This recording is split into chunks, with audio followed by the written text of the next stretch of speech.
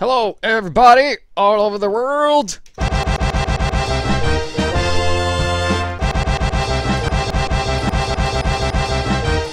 Hey, we're back after, well, I am back after what has been a long break from Team Fortress 2, kind of thing, Shagaroon Magaroon. If you've been following me, you know that I have made a 15-minute Team Fortress 2 introduction video, which I've been working on for like half a year, which I eventually decided, you know what, I'm going to work on it full-time and get it done, and I did, and then after that, I decided, hey, I need a trailer to remind you that the show's not over.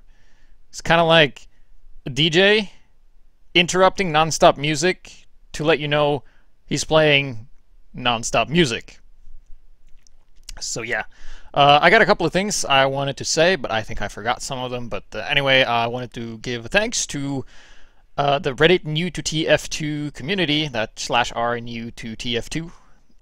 I won the best instructional video of 2013, which was my vaccinator video. Got nominated, and it won without me really knowing, and I got Reddit Gold, which is good, I guess. I'm not sure what it's supposed to be. If you've been on Reddit, Reddit's like a site that has gold options for things, and you can go into a lounge and talk about how nice it is to be Reddit Gold.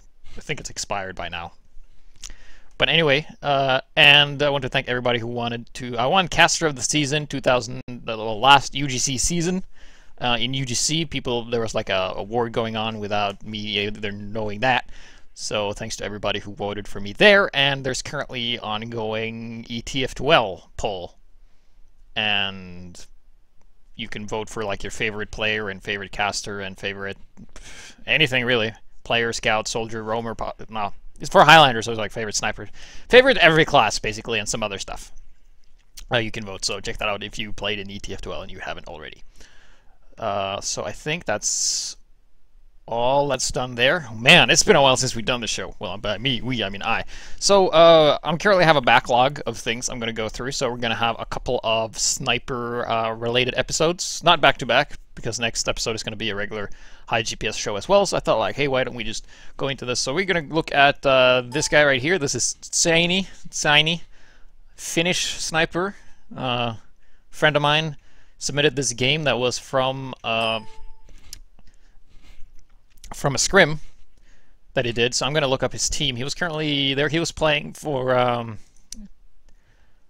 which was he playing for? He was playing for TC, which is Platinum Euro this year, and they were ETF12 Division 3. Yeah, their team colon / TC, and they were they're currently in Division 2 right now. They were in Division 3. Or they were in Division 2, sorry, excuse me. TC was in Division 3B, I think, yeah. That would be Team Awesome. So he's currently playing for Team Awesome. If he truly plays for them, I don't know, because he isn't tagged up. But hey, there you go. So this is a scrim, so we're just going to look at his style and just kind of examine that, see what he does.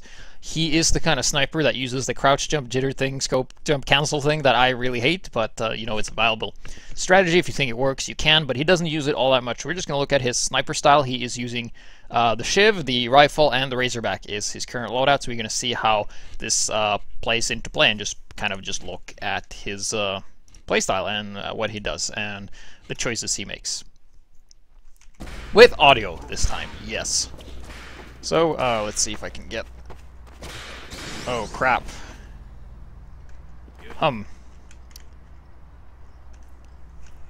Okay, let's see, just hang on a second.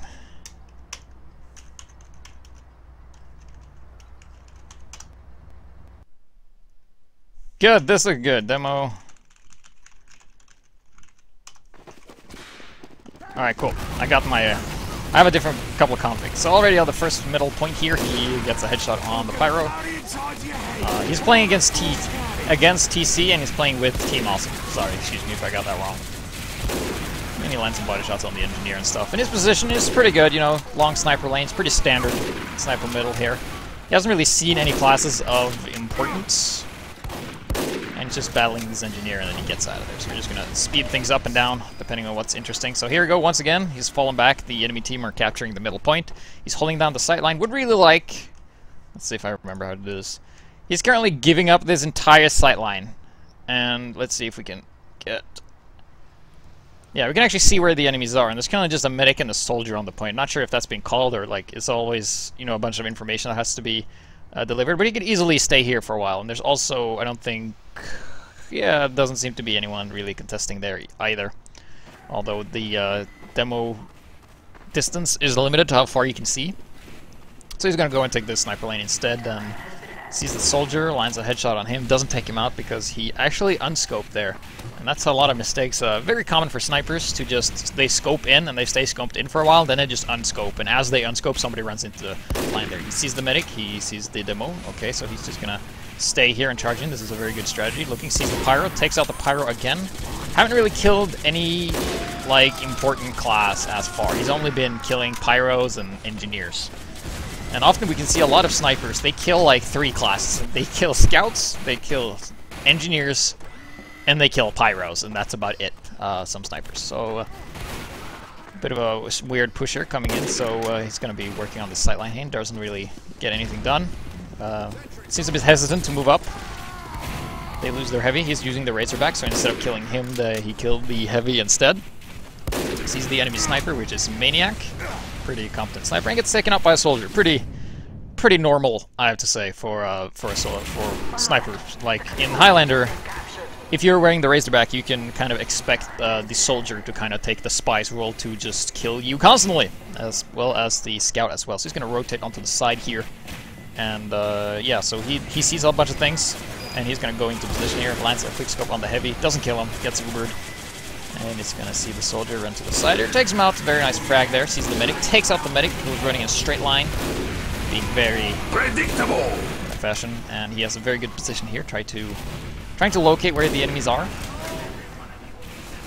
And let's see here. If I can, let's see, bind. Let's see. The spec. Toggle outline. I haven't set up my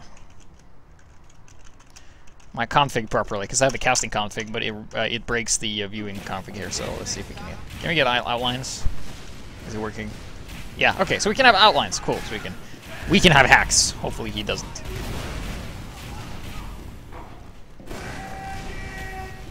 So he's going to peek here, and this is what he sees. He's a sniper, sees a mini-sentry. This mini-sentry is going to be shooting at him, so let's take a look at this in slow motion. See how he engages. Mini-sentry shoots at him, tries to go for the sniper, decides to unscope and go away. Very standard play there, not going to try for some fancy shots. Sees the enemy medic out of the, well, kind of in a vulnerable spot here. He's going to move around. I think he saw the sniper dot, so he's going to contest, and, oh, enemy medic gets taken out once again. That's a 2 for 2. They haven't really been able to push here, and they are now in an Uber advantage thanks to this headshot, so very nice game feel there. Kind of a mistake by the medic to crouch there as soon as he peeked, very unfortunate. And he sees the heavy, lands a body shot on him, sees a soldier that is going to pressure him, gets helped by his friendly soldier, takes him out to allow him to do whatever he wants, so he is going to peek here eventually. Sees the mini-sentry, doesn't even shoot at it, sees the engineer, tries to go for the engineer headshot, and then he retreats. So very passive play here.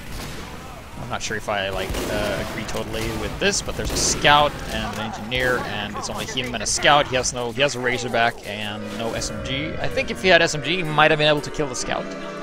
However, that is unfortunate. We can see like a downside to the Razorback there. Not having a secondary. Maybe Girardi would have helped because you can do a lot more damage. You kind of force them to play a bit differently if you coat them in Girardi. So here again, we also have the second middle here. Lands some shots on the soldier. Sees the other sniper. And, yeah, okay, so this is, well, let's see if we can get that again. Well, sometimes you're often put in, okay, he gets taken out. Sometimes you're often in positions where you can kind of pick who you want to kill. So you could either pick, you know, I kill the heavy, the other sniper kills me, or I kill the other sniper and the heavy gets away. And sometimes, totally depending on the situation and how good your game sense are as a sniper, you kind of have to often make a sacrifice. Like an enemy sniper isn't that big of a deal as long as your team's good at, you know, dodging and not running predictably.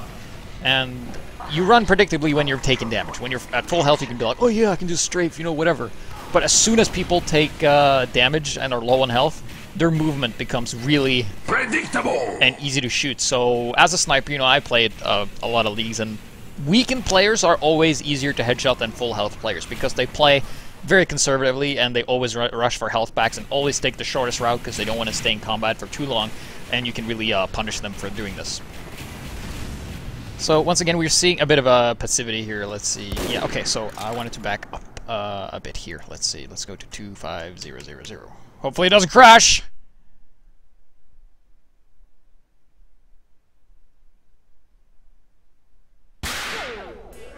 Oh yeah, boo, whatever. Okay, so...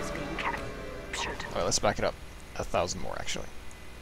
Because this is something that a lot of players rarely think about, which can be of use to you if you're playing in the competitive setting. If you don't, then this doesn't really apply to you. So here they are, they're just kind of, you know, holding.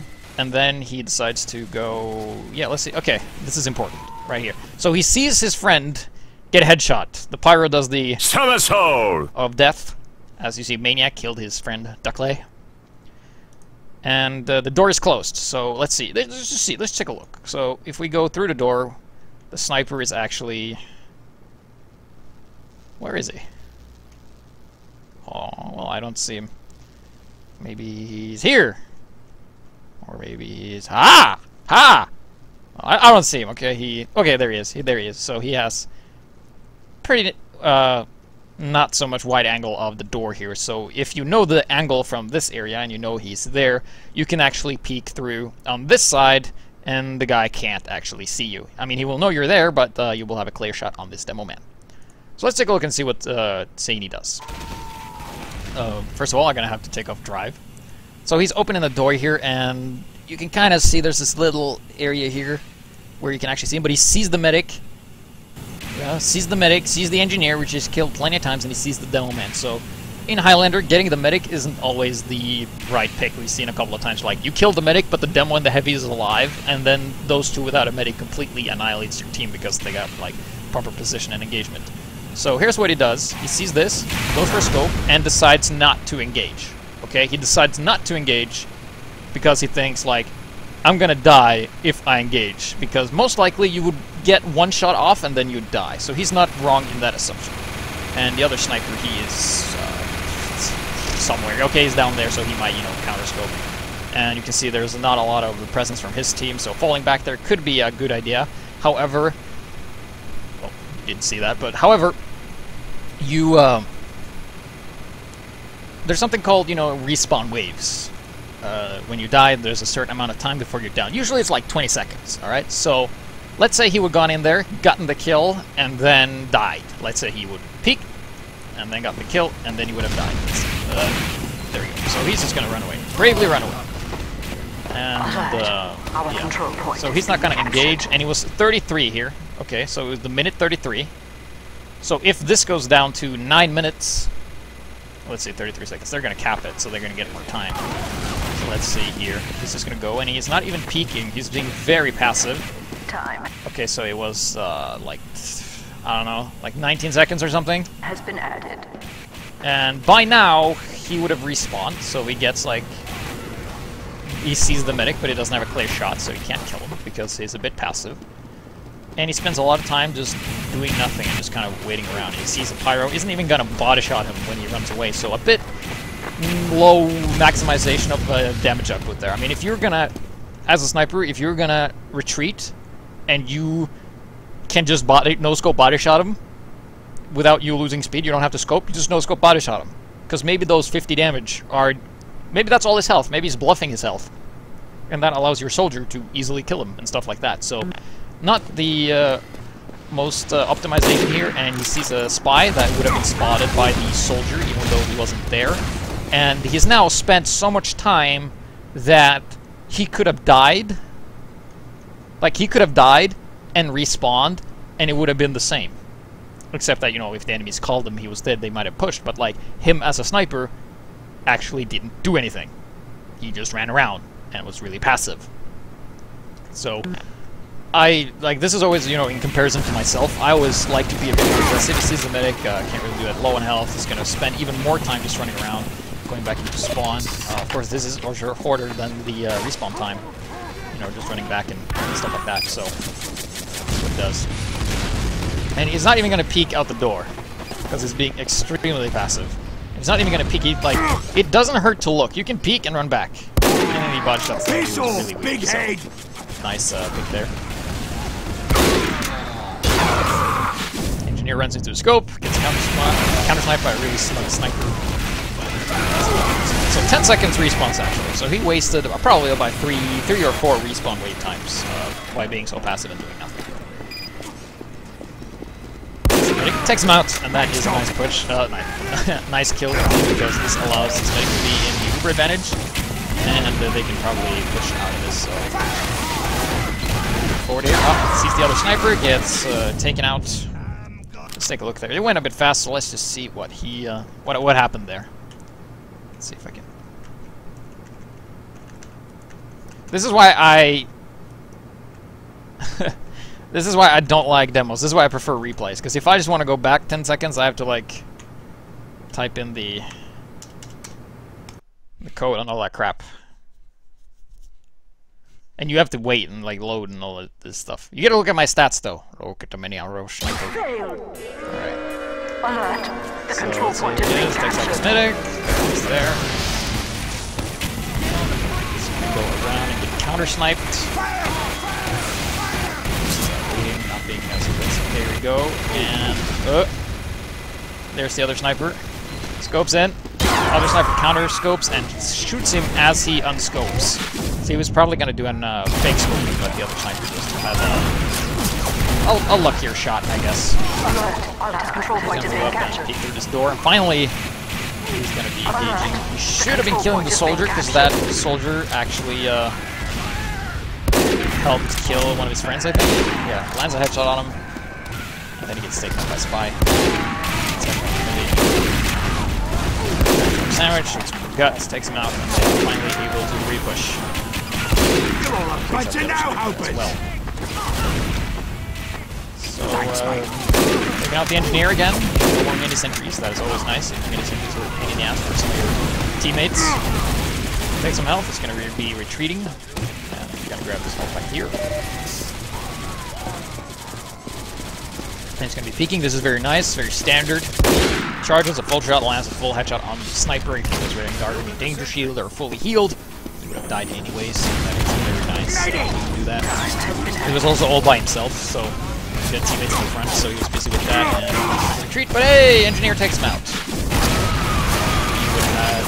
Anything but the Razorback, he would have been able to defend himself and probably kill the engineer, but he didn't, because he has Razorback. The Spy has pretty much left him alone this entire game. Kind of a mistake on the enemy team, the Spy behalf, because Razorback or not, if you're as good a Spy as, you know, this guy's as good a sniper, you can pretty much revolt and kill this guy, Tseini, anytime, pretty much. Sees the medic, takes her or him out, and then just the demo just at any point in time just jumps him and kills him. So that goes like if you were playing Highlander and have some problem with getting a sniper, just send some either scout or soldier out. If you're a sniper, the Spy can't really touch him.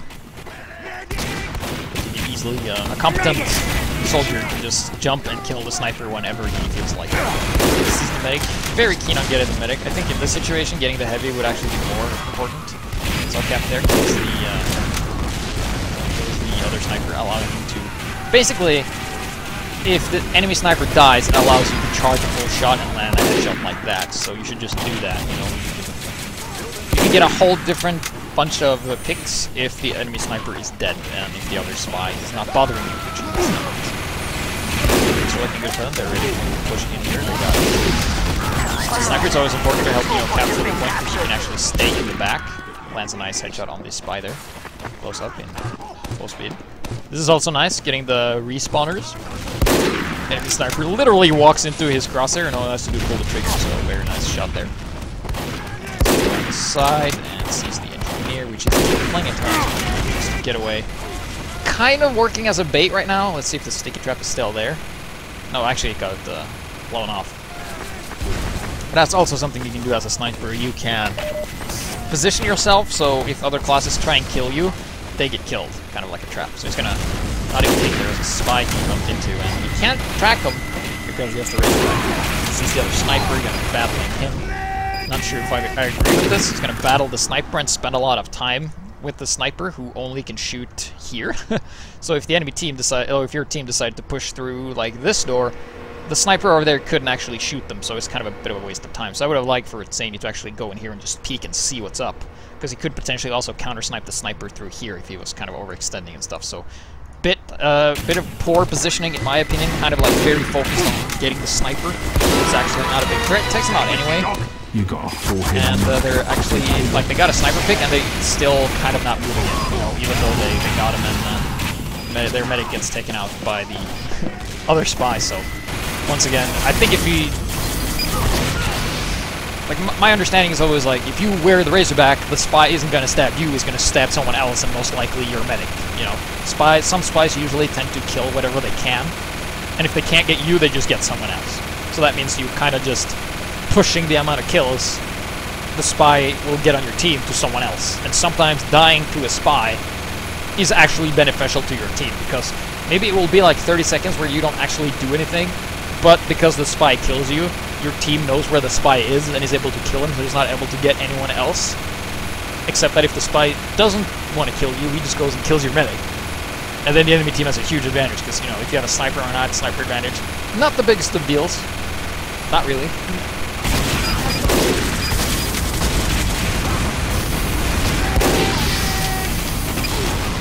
So this is like what I like. Being aggressive, being in the front. But, oh no, overextension! And Girardi, and you're dead. Push with your team, I guess. So, respawner coming in here. They've, the other team is pushing out. So, yeah, going on, trying to go on the sniper side. Lands a nice headshot on the Devilman. Oh, sees the medic. Heavy. Okay. Pick time. Pick. What do I choose? What do I kill? Well, if you kill the heavy, and they Uber, they will Uber a demo man. If your team has a pyro, the demo man Uber can't do shit. Even if you don't have an Uber, meaning you might lose your pyro, but you will still have an Uber advantage. So who do you kill? Well, who can you kill? That is the question. Pyro or medic or heavy? Nope, not gonna hit anything. And right now, ooh, engineer. He's gonna go and try and get you. Puts up a mini sentry and he's gonna shut you down. You can't retreat. You have to maximize your damage. You have to run backwards and no scope body shot the fucker. 3 body shots and he is dead. You know, and you might get some help from a teammate. Maybe he's damaged. You don't know that, but you don't run around and turn your back towards him. You're gonna fucking die. Which he did to the sniper, evidently, because when you run and you retreat, you are predictable. There's no doubt about it. This engineer is actually killing everybody. Monkey Man. He's just killing everybody. So here we are once again, back on the middle point. Seems like his team has been able to stabilize, come on top out of that engagement.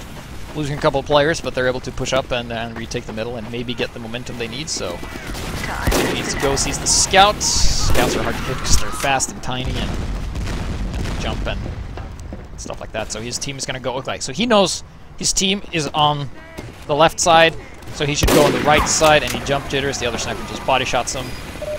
Go on this side here and sees the heavy, lands not too much damage on him, and if the other team doesn't kill him, he tries to go for the sniper. Bit of a mistake there. I don't think Maniac's even seen him.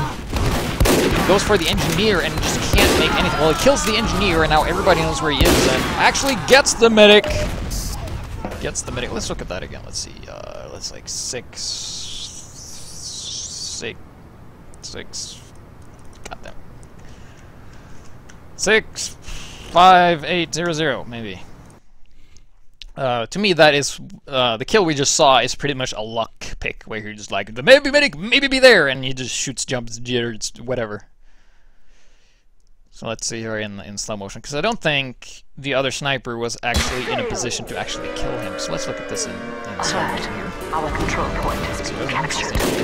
Kills him. There you go. Super slow motion. Okay. This is very nice. Like, you have the pick here. You can either, yeah, who do you quick scope? Aims for the engineer, decides to go for the medic, and jumps, and actually, I'm not sure if you know this, but the other sniper isn't even in a position, he can't even see you. So he jumps and takes him out. So a bit of a lucky shot there, very twitchy. Nice nonetheless. going on the side. He sees the other sniper, misses the shot. Oh, here comes the Devil Man! The Devil Man comes in, and twitchy shot, and let's see. Yeah, P-Rec bookmark, you know. This is important. Now, you bookmark the kills and you send it to me. Be like, hey dude, I got like a bunch of kills, man. You should fucking have it on your show. But that was a very nice kills indeed. But look at this. This team is not able to capitalize on the kills he got.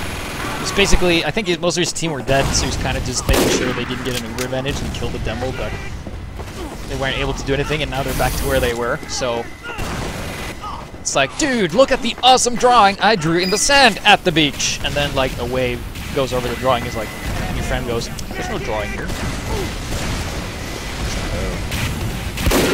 So he lands a body shot on the sniper, despite having full overheal on the other sniper, actually being unable to headshot him. He does it anyway, because it's kind of like a sniper. Bad sniper. I call it the bad sniper, a lot of good snipers do it too. There's like a bad sniper countering the jump jitter things. It doesn't really matter all that much. Crouch jump jittering or not, the better sniper. I just get a headshot off on the heavy, but the heavy isn't dead, so unless anyone actually comes and tries and kills the heavy, they will actually be at an advantage here, so that's something to consider that I don't think a lot of snipers do, because they would be like, quickscope heavy, quickscope the heavy, quickscope the heavy, but if the heavy doesn't die, you're just helping the enemy team hold Uber, which is not what you want to do. It's kind of like absorbing spam rockets from a buff banner soldier. Like, you do not want to give him that additional damage, because if the buff banner activates, you're so fucking fucked. I'm going to go to Wrangler of Sentry, so I'm just going to be like, nope, not going to go there, and then Uber here, this is nice, so if you just stay in the back and you charge your shot, you can actually help this Uber out a lot here and lands a body shot on the medic. He lands a headshot later, very nice. He's actually battling the other sniper, he doesn't even have to do that. He takes him out, he takes out the engineer as well, and they are going to capture because of pure number advantage. So very nice push there. He could have done a little bit better if he went in fully charged. But, next little fight here. This is a soldier, and we like to see him going flanking. This is fine. You can't miss every shot because players are good at dodging. Generally unpredictable, it's kind of hard to hit him. Takes a maniac. Scope here. That's a headshot on the heavy. That's a headshot on the heavy. So if the heavy doesn't die, well, he gets the engineer again, and then decides that this mini sentry is too much for him to handle. As a sniper, it's kind of important that you take out the mini sentries because they will severely fuck up your friends in a major way. And the heavy isn't dead. So despite landing 3 or 4 quickscopes on him, the heavy is still alive. But it looks like they are going to be able to capture the midpoint here and move forward. Here we go. Moving forward, sees the pyro. Headshot on him, he's super weak. Gonna just body shot him. Falling out probably the pyro's weak, stuff like that. Oh, the engineer of doom. And, you know, Monkey Man, he just doesn't give a fuck, man. He just goes in and is like, oh, you're in there? Oh, cool, I'll just kill you. So we have the captain, the other spy, actually killing me. So we haven't seen the spy for TC actually do anything with Tseini. He's bumped into him once, so he's been very lucky this game. Especially in Highlander, if you're a sniper and you're kind of like allowed to stay by yourself, and not really be bothered by spies, you can do a lot. I think, as for like the whole Razorback thing, it's like Razorback does one thing and it does one thing well. It prevents you from being backstabbed once. That's all it does. But it should more be like a response weapon than what you start out with, because if you're not using the Razorback as a main weapon, you will never get the feeling what kind of spy you're dealing with. But if you're an SMG, Darwin Danger Shield, or a Girardi user, like, let's say I don't get stabbed if I use Girardi. You know, like, I never get stabbed. That happens. You know, the spy just decides to kill someone else. Then, you will never know that unless you don't start with the Razorback. So I think, like, let's say you play Sniper and you start with, like, SMG, Darwin Danger... Like, if you're a Razorback user, maybe Darwin Danger Shield will be a good start for you. Like, you start with that. It's kind of like anti-Sniper. Snipers are really upset whenever you use that. It's kind of like get mad at the aim for sniper and lock. But you will get a better feeling of if the spy likes to stab you or shoot you. So if you wear the Darwin Danger Shield and he doesn't stab you, then you can just use whatever. It's kind of like, what's the point of wearing a helmet if the helmet doesn't protect you against anything? Let's say, like, I have a helmet that protects me from falling rocks. Okay. But you're in an open field and there won't ever be any falling rocks. So you might as well not wear it, you know, it's kind of like the same mentality. So, but a lot of snipers are like, well, it's because of the Razorback I don't get stabbed. It's like, yeah, but you don't know that unless you de-equip the Razorback. And if you de-equip the Razorback, I think you will be very surprised of that. So, nice sniper handling there. Very consistent for Tseini here. Not too much shenanigans. Sees the soldier and actually doesn't shoot at him, which is unfortunate. He had a full charge and actually misses the shot on the heavy completely. And he sees the huge minefield and doesn't walk into it, so it's being a bit careful. They are really like this. Only like a scout and an engineer, and they can't really do all that much. So charging your shot is a good there. So actually, Tech's a maniac because maniacs go first. Very standard reply there, but nonetheless. This engineer and sees the medic. He's gonna get away. Could probably shoot that mini sentry. She does eventually. Scout. Capping. This is the scout. Steals the health back from the soldier friend. Now he's in a good spot. So I would just, charging the shot. Hits the heavy. Lands a body shot on the pyro. The pyro gets blood but takes no damage because that's the hitch detection of Team Fortress 2. And the heavy walks into the scope and crouches! That's how you don't get sniped, okay? As a heavy, you crouch right before he shoots. And you fire at him. So that's actually very good heavy play. Like, all he did was crouch, but he crouched at the exact right time. Just get the enemy demo in the air, lands body shots. Dies. His teammates. Soldier. The control point is being contested. And right here, if they're capping, you should just stay in scope and, like... So yeah, you're gonna kill the engineer again? Yeah, he's a big threat. What about the heavy? If you would have been fully scoped, you could have killed him. So now he has to scope again. And because he spent so much time with the spies, actually... This was the second encounter he had with the spy, and the spy actually took him down to 38 health. Almost killed him. But it looks like, regardless of what you do, these teammates are gonna be able to kill the heavy regardless, and then move on. This is the other sniper. This is the scout. The engineer has spotted him as well. Sometimes not killing anyone can also be the right choice because they won't actually know where you are. Like, if you play against really, really good players who are like at the top tier, they will use any information they can. Like, if they just hear you shoot, they will know you're there. Pretty much. So, a bit unfortunate here. This friendly heavy is actually blocking. He potentially got some kills there, but hey, I like this. Going on the flank, he should not stay here, in my opinion. He should be moving. Oh yeah, this is great. I can't actually see anything. So he saw the medic, but that is such a small angle which you can do. So it's very hard. What I would like to see him do is actually move over here, because you see Maniac, the sniper, he's actually watching this door. So if he would have gone here, he would have gotten a pick on the sniper, and then he would have had a much larger shot. Plus, he would attract attention to where he is, so maybe 3 players would have gone and kill him, thus leaving his team open to do something on the left-hand side here, as you can see, where there's nothing. Like, if they were there, it would have been really good, alright? Trust me, it would have been. But he has such a small window, and his flank is super open, and if Maniac would have peeked like he did there, if Maniac was slightly earlier, he might have been able to kill him, but blindsided. Oh, Medic is all by himself. And he gets taken out because it took too long. He just wanted to make the shot happen there, and oh, some nice dodging by the Medic, not too predictable, and caused him to take some extra time. But hey, they won. I think this is the Medic runs into his scope. All he has to do is press the mouse button, and Dies, kills the engineer for the whatever time, and kills the sniper in the blind zone. Scout.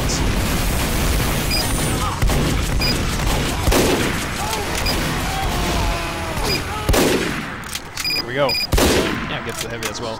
Got a lot of kills. He's been on the top 3 almost every single round here. What that means is he's getting the kills that his teammates should be getting, pretty much. Like, he's doing work that other power classes should be doing for him, I think. That's usually what happens when sniper does really well. Well, your soldier or pyro or scout does work good. Yeah. So that's the GG, and that's the demo, I think. So, yeah. So that was Tseini's sniper style. I would like to do a raffle, but the Twitch chat isn't loading for me, so we can't actually do a raffle. We had some donations earlier today, or yesterday, I think, where I got some new strange items that we'll be giving away. Woo! So yeah, that was kind of the first episode from a long break, where we took a look at a sniper style. He is pretty solid, but I think his Razorback usage is actually hurting his total damage output, because SMG is really good when you're running away and you just have to do some damage while running away, and it's not really all that bolt action-y. Like, you can just track. And Girardi is very good for, well, various reasons, but it's good for tracking spies. We had a couple of times where the spy actually couldn't kill Tseini here, but he got away regardless. But if you have Girardi, he won't. And the Razorback probably stopped the spy from trying to get him too much, but that just resulted in his medic dying more than, and his heavy dying more than they should. Didn't really pay much attention to the spy because we didn't have the source to be of that. Yes. So for the next topic, it's actually going to be non-competitive. It's going to be from Pub Place, the usual thing we do. And in the break time we had, like, I'm looking at the chat, I'm like hoping it will load so we can do the raffle, but I don't think we will be able to. Nope, it's just... Wait, actually, it loaded. It loaded. Cool, so we will be able to do the raffle. Excellent. So we will do that after the cuts and all that stuff. But yeah, next time is going to be the topic for one of the items that got really balanced. Really balanced in the way that it's not really all that fun to play against. And it's going to be, the episode's going to be titled No Fungineer. And here's the restrictions. You have to play as engineer on whatever map of official maps. You have to use the Pomson, the Sword Circuit, and the Gunslinger. You have to use those 3 things, and that's called a no fungineer. No fun allowed. No Ubers allowed for the other enemy team. No projectile classes allowed, and no flanking classes allowed because of the mini-sentry. So it's like counter everything except heavies. So that's why I have another engineer with a Wrangler to fucking take care of that shit. I have like this theory that before, the developers liked Demo Man the most. So Demo Man was like super OP, right? Like 12 Demo Man, you can't stop 12 Demo Man because Demo Man are just so good. And I was like, yeah, but now you can't stop 12 engineers because of gunslingers, wranglers, and fucking shortcuts. Short circuits all over the fucking place. So yeah, it's going to be titled No Fungineer. Submit replays of you playing with that, hopefully showcasing some frustration. No PREC, please, because PREC's a pain in the ass to do what I do in live. Like, post-production is pretty awesome, but in real time, it fucking sucks. So yeah. Also, I do take... I can do casts. I will be doing some casts as well. And other stuff as well. So stay tuned for the announcements. Join the Steam group. I also... Oh yeah, one thing I forgot. I have a patron, whatever. Because that's things cool. I have a PayPal, so if you'd like to give me money, you can. And if you want to throw money at me on Patreon, you can. But you absolutely do not have to.